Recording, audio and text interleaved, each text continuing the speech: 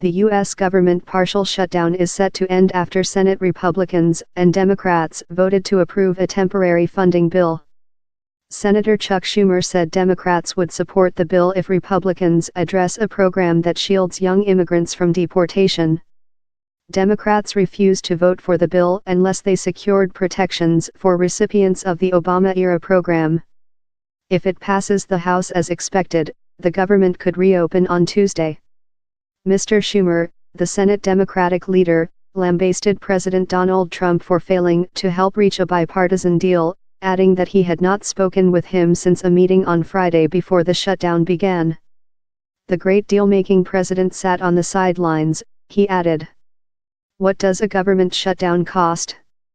White House voicemail blames Democrats. The New York senator said he was hopeful about talks on so-called Dreamers, more than 700,000 young immigrants brought to the U.S. as children who were protected under the Obama-era Deferred Action for Childhood Arrivals, DACA, program.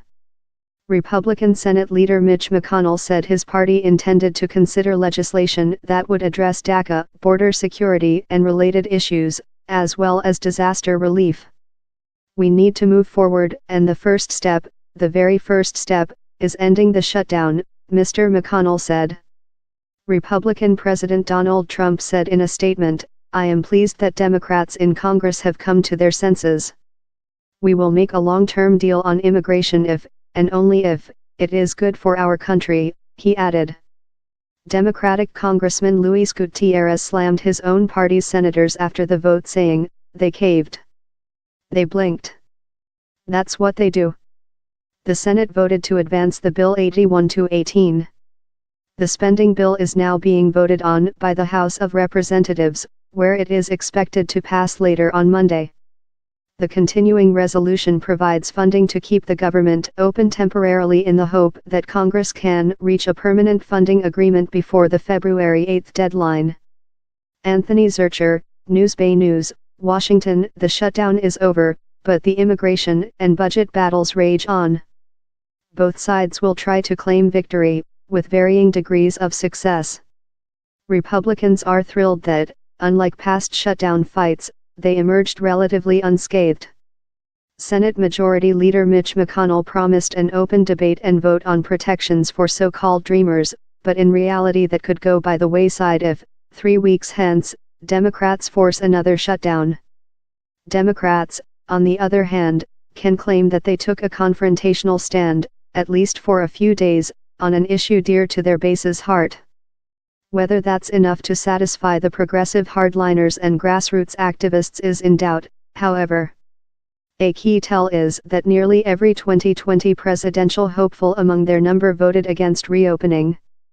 For them, Mr. McConnell's guarantees are written in sand. Meanwhile, Donald Trump was largely sidelined through the process. Democrats, and even some Republicans, complained he was impossible to pin down and unclear about his priorities. Still, a few days out of the spotlight may not have been all bad. The American public will probably forget this long weekend shutdown before too long. The next fight, looming only weeks away, might be different. Winners and losers from the shutdown at midnight on Friday, lawmakers failed to agree on a spending bill. The bill was not a plan for funding for the whole of 2018, but would have kept things running until the middle of next month. Efforts to reach a compromise ahead of the working week failed in a rare Senate session late on Sunday.